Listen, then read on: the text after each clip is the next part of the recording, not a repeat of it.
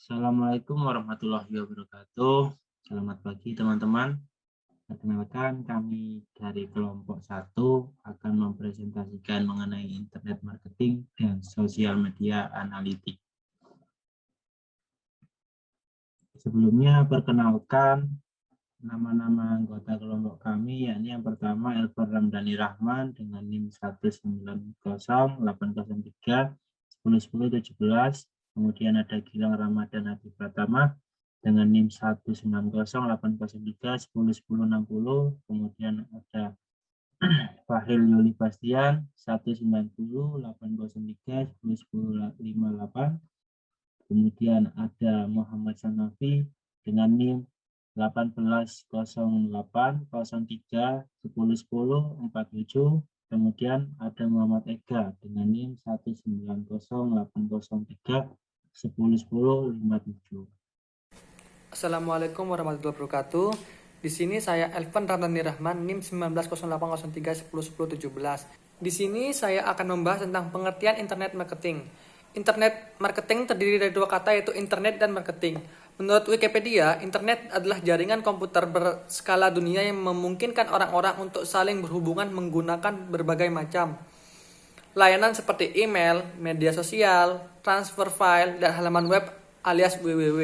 Sedangkan marketing atau yang dalam bahasa Indonesia disebut pemasaran adalah sebuah proses yang bertujuan untuk mengetahui keinginan konsumen, mengalokasikan produk atau jasa yang sesuai dengan keinginan konsumen. Mengalokasikan produk atau jasa yang sesuai dengan keinginan konsumen sekaligus membuat konsumen tertarik menginginkan produk tersebut. Orang yang melakukan kegiatan marketing disebut marketer yang bertugas untuk mengenalkan produk atau jasa kepada konsumen dengan menggunakan teknik-teknik marketing. Tanpa adanya marketing, sebuah perusahaan tidak akan mengalami kesuksesan dalam waktu yang lama. Dari kedua kata tersebut, maka dibuatlah satu kesimpulan bahwa internet marketing atau bisa juga disingkat dengan e-marketing, electronic marketing, merupakan proses pemasaran barang atau jasa melalui internet dengan menggunakan teknik pemasaran kreatif seperti SEO, iklan banner, newsletter, sales letter, PPV, PPC, dan masih banyak lainnya. Jadi yang perlu yang ditekankan di sini adalah proses pemasaran yang menggunakan internet sebagai lahan. Hal inilah yang membedakan internet marketing dengan marketing konvensional. Melalui internet, proses marketing menjadi lebih efektif, cepat, dan tidak membutuhkan banyak pengeluaran. Internet marketing sebenarnya sederhana, makanya tetapi butuh kerja keras dalam mengimplementasikannya. Untuk menjadi seorang internet marketer yang sukses diperlukan ketekunan dan kesabaran dalam melakukan proses marketing yang bertujuan untuk meningkatkan popularitas produk atau website yang tengah dipromosikan melalui internet. Sejarah internet marketing. Sebenarnya ialah internet marketing dimulai bersama dengan hadirnya internet itu sendiri. Awal mula internet diciptakan sudah dilengkapi dengan berbagai fitur yang cocok untuk marketing. Mengetahui hal tersebut, para marketer pun mulai memakai internet sebagai media promosi yang kata mereka sangat ampuh, sebab kinerjanya begitu mudah dan cepat. Meskipun pada awal hadirnya internet, tampilan website masih sangat sederhana. Akan tetapi, hal itu menyurutkan niat para marketer untuk memperkenalkan bisnis mereka kepada khalayak ramai. Apalagi di internet, informasi yang disebarkan bisa menyebar dengan cepat dan menjangkau semua masyarakat dalam dan luar negeri. Terbukti dengan banyaknya penggunaan internet aktif, dan hal itu akan terus meningkatkan dari waktu ke waktu. Nah, hal tersebutlah yang merupakan cikal bakal terjadinya internet marketing. Seiring berkembangnya teknologi marketing, hadirlah berbagai macam bahasa pemrograman sekaligus database membuat internet marketing menjadi semakin menarik. Kemudian muncullah sebagai macam variasi internet marketing antara lain. Yang pertama, ada search engine marketing. Yang kedua, ada display advertising. Yang ketiga, ada email marketing. 4, affiliate marketing. Yang kelima, internet advertising. Yang keenam, blog marketing. Dan yang terakhir adalah viral marketing. Baik, selanjutnya saya akan menjelaskan mengenai internet marketing. Mengapa begitu diperlukan? Mungkin kita dari kita ada yang bertanya-tanya, kenapa sih internet marketing itu sangat diperlukan? Coba kita lihat fenomena yang ada per hari ini. Per hari ini, banyak sekali angka pengguna internet yang ada di dunia. Bukan hanya di dunia, di negara kita sendiri pun banyak sekali yang menggunakan internet. Hampir masyarakat yang ada di Indonesia itu sudah bisa menggunakan internet.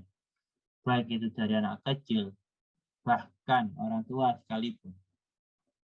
Dan tentunya hal inilah yang menjadikan alasan kenapa internet marketing itu sangat diperlukan. Karena semakin banyak angka pengguna internet, semakin besar pula peluang peluang kita dalam memasarkan produk yang akan kita jual. Seperti itu. Kemudian ada pula beberapa hal yang mungkin menjadikan alasan kenapa internet marketing itu sangat diperlukan.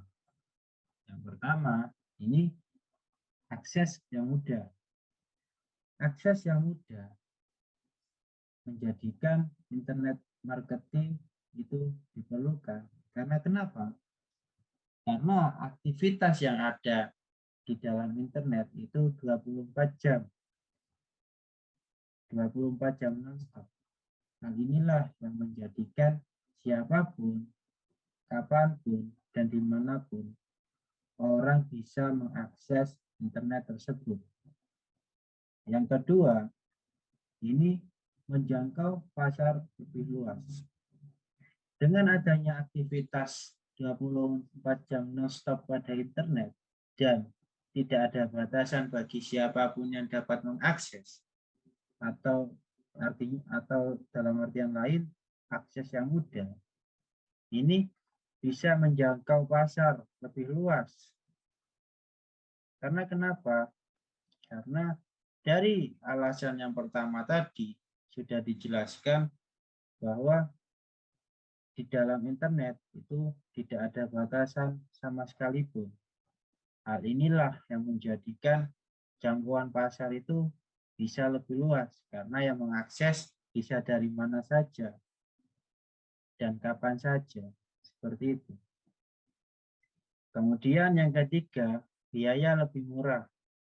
Ini juga menjadikan alasan internet marketing diperlukan karena peralihan dari biaya internet, biaya pemasaran melalui online ataupun secara offline itu sangat berbeda.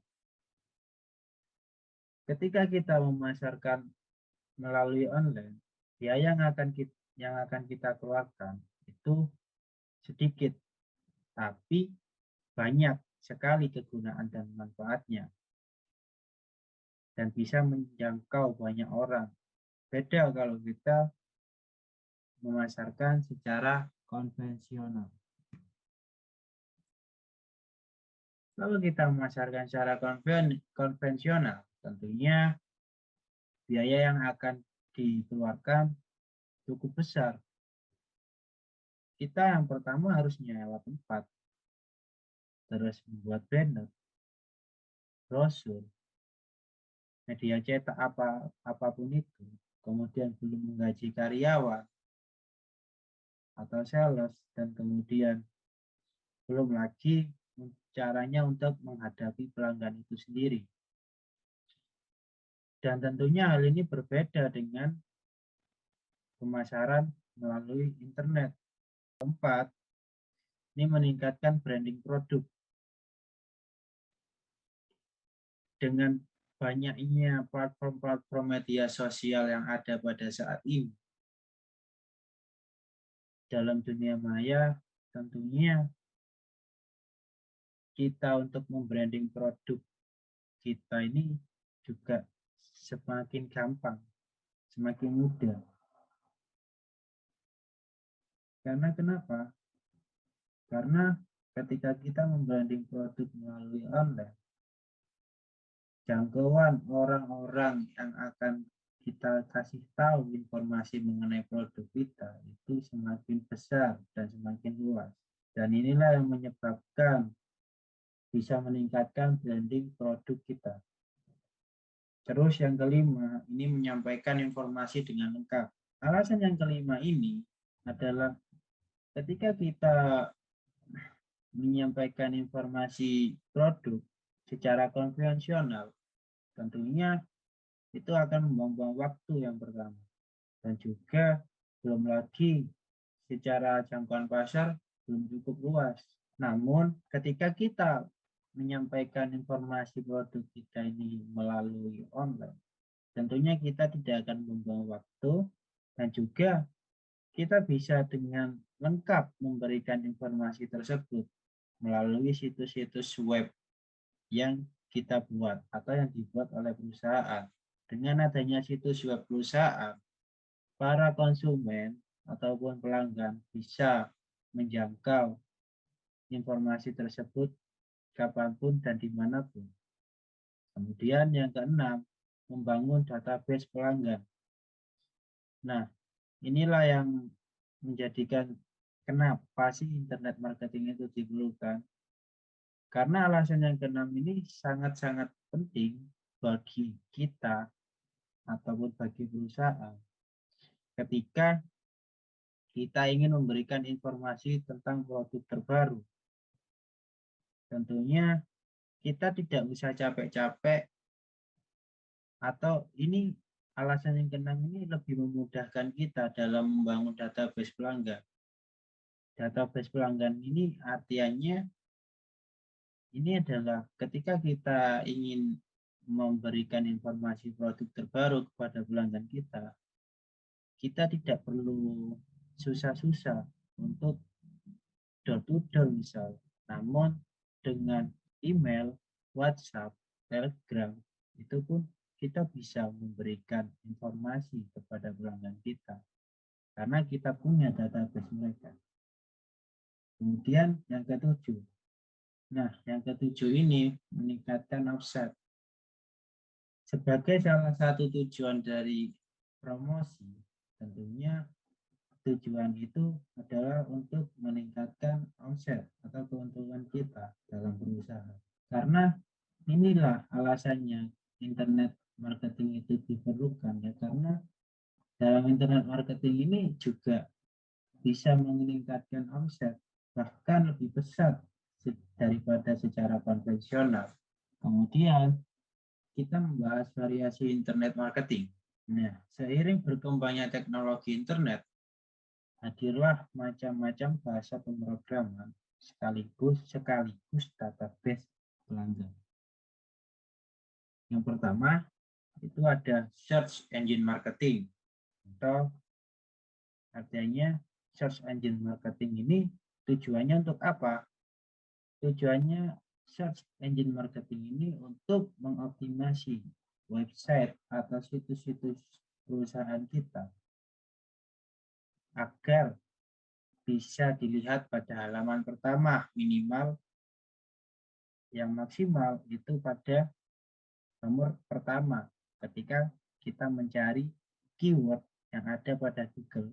Kemudian situs perusahaan kita atau situs informasi produk kita muncul pada bagian pertama. Yang kedua, ini display advertising. Nah, display advertising di sini adalah display atau layar periklanan. Uniknya sekarang semakin banyak display advertising pada internet sekarang per hari ini. Contohnya ketika kita mencari suatu informasi tentang produk, entah itu produk shampoo ataupun produk kebutuhan lain. Ketika kita mencari informasi produk tersebut pada keyword yang ada di Google, itu pasti akan ada muncul iklan yang dimana itu adalah display advertising. Bahkan ketika kita memencet suatu blog ataupun artikel, situs blog ataupun artikel, itu juga pasti akan ada muncul display advertising. Kemudian email marketing.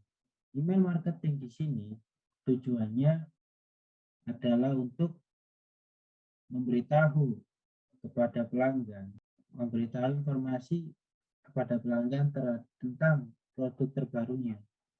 Mereka memberitahu para pelanggan-pelanggan pada perusahaan, memberitahu para pelanggan tersebut tentang produk terbarunya melalui email. Bahkan pada saat ini, bukan hanya email, tetapi Telegram, WhatsApp itu juga bisa digunakan sebagai marketing untuk memberitahu tentang produk terbaru kepada pelanggan. Kemudian ada affiliate marketing. Nah, affiliate marketing di sini tujuannya untuk memasarkan produk secara afiliasi. Jadi, afiliasi di sini artinya yakni memasarkan produk melalui melalui hubungan sosial dan kerjasama dengan individu ataupun lembaga organisasi lain. Jadi maksudnya affiliate marketing di sini ibaratnya begini. Ketika ada suatu perusahaan ingin memasarkan produknya secara afiliasi, ibaratnya mereka itu mengadakan sayembara, yang dimana sayembara ketika ada orang yang juga mau ikut memasarkan produk tersebut, kemudian ada yang tertarik dan ingin membeli produk tersebut dan sesuai targetnya, pasti orang yang mengikuti sayembara itu juga akan diberi komisi, seperti itu. Terus yang kemudian ini ada interactive advertising. Interactive advertising ini periklanan yang berinteraksi, misalnya dalam bentuk gambar, video, ilustrasi maupun animasi. Jadi tujuannya interaktif advertising ini agar produk yang diiklankan ini lebih interaktif, seperti itu. Dan bahkan banyak kita jumpai di platform-platform media sosial, banyak perusahaan-perusahaan yang mengiklankan produknya itu berbentuk video ataupun animasi. Kemudian ada blog marketing. Blog marketing di sini adalah pemasaran yang melalui blog ataupun artikel yang ditulis secara detail informasinya. Jadi kebanyakan blog marketing ini adalah pemasaran yang ditulis oleh penulis blog maupun artikel dan menceritakan gambaran produk, keunggulan, serta informasi-informasi yang relevan bagi produknya. Terus kemudian ada viral marketing. Viral marketing di sini adalah salah satu trik pemasaran yang praktis. Kenapa kok bisa praktis? Karena viral marketing di sini sangat cepat dalam memasarkan produk, dalam memberikan informasi kepada masyarakat. Mungkin dari kalian masih ada yang bingung kenapa kok bisa disebut praktis, karena viral marketing ini membuat produk Anda ini ataupun perusahaan Anda ini menjadi viral, seperti itu. Misalnya contohnya yang kemarin-kemarin itu yang sempat viral adalah billboardnya MS Glow, yang dimana itu yang menjadi brand yang sempat viral itu karena brand ambasadornya, seperti itu. Nah, pastinya ketika itu menjadi booming dan viral, pastinya banyak orang yang akan mengetahui perusahaan kalian, bahkan produk kalian pun. Dan inilah yang menjadikan viral marketing ini bisa disebut praktis karena bisa cepat menyebar dan bisa cepat pula pudar. Kurang lebihnya itu saja mengenai variasi internet marketing dan alasan internet marketing itu diperlukan. Selanjutnya akan dijelaskan oleh teman saya. Saya akan melanjutkan tentang apa saja yang bisa dipasarkan melalui internet marketing. Yang pertama, ada produk kebutuhan. Kita bisa menjual beragam produk kebutuhan konsumen di internet, mulai dari pakaian, makanan, produk kecantikan, produk kesehatan, produk elektronik, dan masih banyak lainnya. Toko online yang menjual kebutuhan konsumen dipastikan bisa mendapatkan omset yang tinggi tentu apabila dilakukan secara maksimal. Produk digital. Produk digital adalah produk yang berbentuk digital atau elektronik. Produk tersebut seperti perangkat lunak atau software, tiket, video tutorial, hingga e-book. Tidak hanya produk, melainkan juga jasa dapat dikategorikan dalam bentuk digital. Produk digital sendiri biasanya berbasis pada bisnis hiburan dan informasi. Yang ketiga ada produk afiliasi. Produk afiliasi adalah menjual produk milik orang lain yang kemudian mendapatkan komisi dari penjualan tersebut. Beberapa website yang menawarkan kerjasama kepada pemilik situs web antara lain eBay dan Amazon. Yang keempat ada layanan jasa. Ada banyak pilihan bisnis menjual jasa. Misalnya, jasa pembuatan website, jasa pengiriman barang, jasa pembuatan animasi, dan masih banyak pilihan lainnya. Yang terakhir ada space iklan. Space iklan adalah tempat di mana kita akan menempelkan suatu iklan yang akan kita buat atau tempat di mana kita akan menempelkan suatu promosi produk tersebut dengan letak yang strategis, seperti di jalan raya, di blok, di lampu lalu lintas, dan juga bisa di tempat ramai lainnya. Selanjutnya akan dilanjutkan oleh teman saya. Assalamualaikum, saya Muhammad Sanafi, NIM 1808031010047. Saya melanjutkan tentang batasan internet marketing. Yang pertama, faktor privasi, yaitu jangkauan internet yang luas, membuat informasi menyebar dengan mudah dan cepat. Kemudian, faktor keamanan.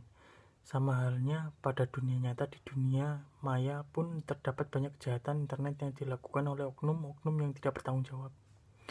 Kemudian, kiat sukses internet marketing. Yang pertama, komitmen, kemampuan, kepercayaan, kredibilitas, konsistensi, kolaborasi, dan kecepatan. Dalam internet marketing, memang hal yang harus diutamakan, baik itu dalam proses pemasaran untuk menjual produk yang dihasilkan kepada konsumen, ataupun menjaga hubungan dengan relasi yang hubungan dengan proses pembuatan produk. Yang kemudian, yang dimaksud kemampuan untuk menganalisis sukses internet marketing. Yang pertama, mempertajam skill analisa. Yang kedua, sering aktif di media sosial. Yang ketiga, kemampuan visualisasi data. Yang keempat, mengasah teknik skill. Kemudian ada yang dimaksud dengan kepercayaan dalam internet marketing. Yang pertama ialah menggunakan domain asli untuk menjual barangnya atau produknya sendiri. Kemudian kredibilitas ialah seorang pemimpin yang mempunyai kualitas, kapabilitas, atau kemampuan untuk menimbulkan rasa kepercayaan. Kemudian konsistensi yang dimaksud ini ialah tekun memasarkan online, dalam arti tekun memasarkan apa yang akan dia jual untuk dijual belikan gitu. Kemudian ada kolaborasi di sini ialah menjalin kerjasama dengan produk lain, contoh Oreo dan Supreme, sama-sama menguntungkan dan juga sama-sama dapat mendapatkan viral untuk mendapatkan hasilnya maksimal. Kemudian ada kecepatan yang dimaksud di sini ialah pengguna dapat merespon dengan mudah dan dalam waktu yang singkat. Terima kasih. Selanjutnya akan dilanjutkan oleh rekan saya. Saya Muhammad Teguh Suara, NIM 190803101057. Di sini saya akan menjelaskan tentang sosial media analistik. Sosial media analistik merupakan proses pengumpulan data dari percakapan media pemangku kepentingan di media digital dan pengolahan menjadi wawasan terstruktur yang mengarah kepada keputusan bisnis informasi, di mana semakin meningkatkan sentralitas pelanggan untuk merek dan bisnis. Analisis media sosial juga dapat disebut sebagai mendengarkan sosial media, pemantauan media sosial, atau social intelligence media. Sumber media digital untuk analisis media sosial dilengkapi saluran media sosial, blog, forum, situs berbagai gambar, situs berbagai video, agregator, baris keluhan, Q&A, ulasan, Wikipedia, dan lain-lain. Selanjutnya ada 5 komponen terpenting untuk laporan yang harus disertakan. Yang pertama ada klik. Ketika sampai pada pelacakan media sosial, tidak ada yang namanya metrik sempurna. Klik merupakan metrik yang sangat baik untuk mendapatkan pemahaman cepat tentang gambaran besar bagaimana usaha dapat terbayar. Ada beberapa alasan mengapa klik merupakan metrik penting dalam pengukuran media sosial. Pertama, mereka memungkinkan kita melihat bagaimana pengikut yang terlibat mengikuti pesan yang kita kirim. Akun dengan banyak pengikut tetapi klik sangat sedikit biasanya merupakan tanda merah. Kedua, ini memungkinkan kita untuk menguji berbagai hal, seperti seberapa baik hubungan yang sama dilakukan dengan pesan berbeda di sampingnya. Selanjutnya ada lalu lintas. Sementara media sosial merupakan saluran pemasaran yang sangat penting, umumnya lebih baik mengarahkan lalu lintas dari situs kita ke situs web kita sendiri. Itulah sebabnya jenis dashboard manajemen media terbaik adalah perangkat yang terintegrasi langsung dengan Google Analytics. Selanjutnya ada share. Karena sharing menunjukkan bahwa pengguna media sosial lainnya sangat terlibat dengan apa yang kita lakukan. Penting untuk memiliki pengukuran media sosial ini yang tersedia. Dengan mudah dapat meninjau data ini juga sangat membantu untuk tugas seperti merumuskan strategi konten yang akan datang. Selanjutnya ada komentar. Media sosial yang kita pilih harus menyertakan komentar yang kita terima, seperti halnya shares. Nilai untuk dapat melihat data ini berasal dari kenyataan bahwa ini akan memberi kita banyak wawasan tentang jenis konten yang membuat orang meluangkan waktu ekstra dari hari mereka untuk terlibat dengan kita. Dan yang terakhir ada beberapa akun. Untuk benar-benar memahami keefektifan upaya media sosial, kita harus melihat seberapa baik masing-masing akun pada kinerja jaringan yang berbeda. Jika paket analisis media sosial mengharuskan kita untuk mengalihkan kumpulan data setiap akun, ini akan menjadi tantangan untuk membandingkan dan mengukur. Kita bisa mendapatkan informasi yang jauh lebih baik dengan memanfaatkan pelacakan media sosial. Terima kasih.